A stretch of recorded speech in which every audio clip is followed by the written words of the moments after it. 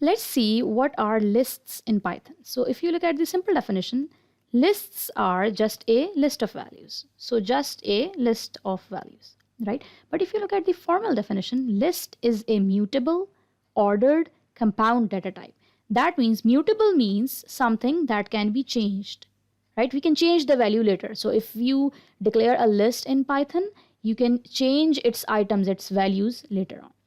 Ordered means that the order matter, the position matters. So if there is a value at the top of list, if there is a value which is at the first number in the list, you cannot change the order and change it to maybe some other position in the list. So the order matters. This is the second thing. And the third thing is it is a compound data type. This thing is very interesting. So you must have seen arrays in C or C++, but you know that whenever you declare an array, it must be of the same data type. So if maybe that array has certain number of values, maybe 5 values, if it is an integer array, all of the items, all of the values of this array will be integer values. So if it is a floating point array, all of the values will be floating point values. But in Python, you can have a compound data type. So this is a very flexible and good thing. So the lists are compound data types. That means that some, you can see here, some values can be maybe string, some can be integer values, some maybe of floating point values, and so on. So it is a mixed data type, you can say that, right? You can save any kind of, any type of values in it. Now, each element of a list is called an item. Let's see how to declare a list. So to declare a list, you write the name of the list here, followed by equal sign, and then square brackets. So it's the syntax is same as the array of C++, but the other things are different. Obviously, this is a compound data type. So you write square brackets, and then you can save whatever in it you want. So these are strings. Obviously, they are enclosed in single quotation marks, and the items are separated with commas. If I wanna add another value at the end of this list, add another item at the end of this list, I can just write it like this. So the name of my list was cats. I can write the name here, cats dot append, and then in round brackets you can add the other item. So this Oscar, this will be appended at the end of the list here. So if I want to print any item of the list, what I can do is I will write the name of the list, and I will write index in the square brackets. So this 2 is the index, and again the index start with 0, so it's similar to C++ in this case, 0, 1, 2, 3, 4, and 5. So this means that this print should print kitty. This should be printed. All right.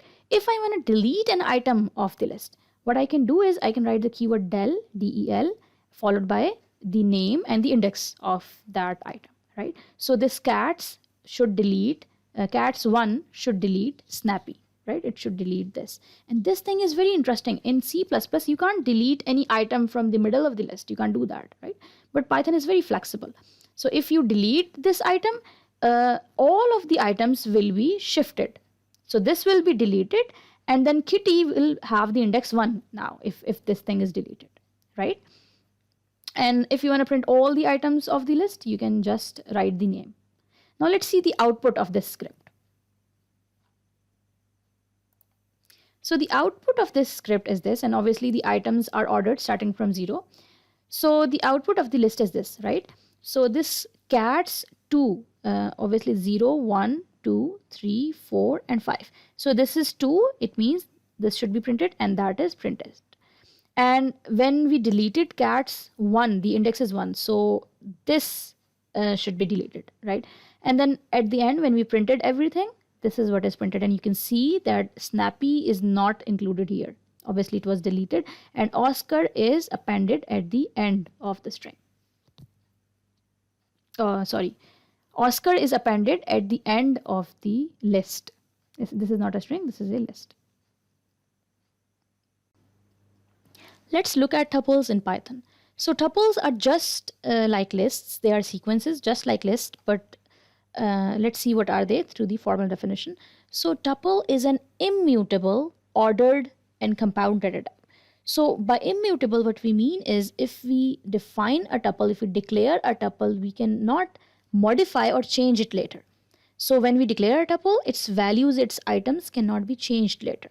The rest is same. It is ordered and compound. This is the same as the list data type. So there is just one difference between tuples and lists, that is tuples are immutable data type.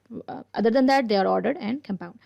Okay, so you already know what is a compound data type. Compound data type is a mixed data type where you can save strings, integers, floating point values, and everything, right?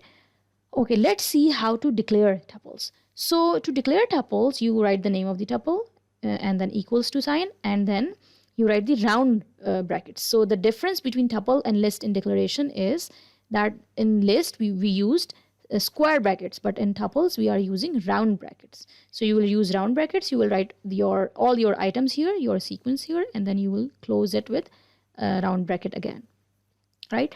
Okay, now we can there is another thing that we can do in tuples, and that is known as membership testing, right? So if I write any item here and then I write the keyword in followed by the name of tuple, I can test whether this particular item is existing in this tuple or not. I'm checking the membership, right? So I can check whether December is existing in months or not. So let's see. You can't see December here, right? December is not present in this sequence. So when I write this, I will get this output. So obviously the output is false because December is not present in this tuple, while 100 is present in this tuple. So the answer is true. 100 is present right here. Let's see what are sets in Python. Set is an unordered, mutable collection with no duplicates. So unordered means the order does not matter, the position does not matter, and obviously mutable means that we can modify or change it later. So what does this no duplicate mean? So this is the same concept which you must have studied in your high school in mathematics. So remember, in mathematics there were sets in which no duplication was allowed. So all the items inside sets can never be duplicated. And what does we mean by that? So let's see. Here I have created a list. So you can see this is a square bracket, right? So we have created a list, and the name of the list is basket, and we have created it with 6 different kinds of fruits. And you can see that there are duplications in this list. So this apple is appeared again here, and this orange is appeared here. So there are duplications in 2 places in this list. And now after creating this list, I'm converting my list with the name basket to set. So how do you do that? You write the name of the list and you enclose it in round brackets, and you write the keyword set. So when I do that with this keyword set, a set is created, and I'm saving that set in the variable fruits, right?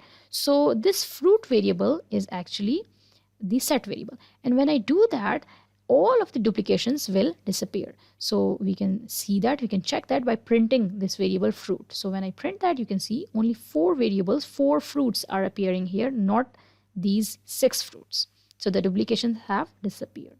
And also we can do the membership testing in it too. So I can write orange and the keyword in and the name of my set. So if I do that, it will tell me whether this orange, this particular string, is present in this set or not. So sorry, in this set or not. So obviously orange is present, so the answer is true.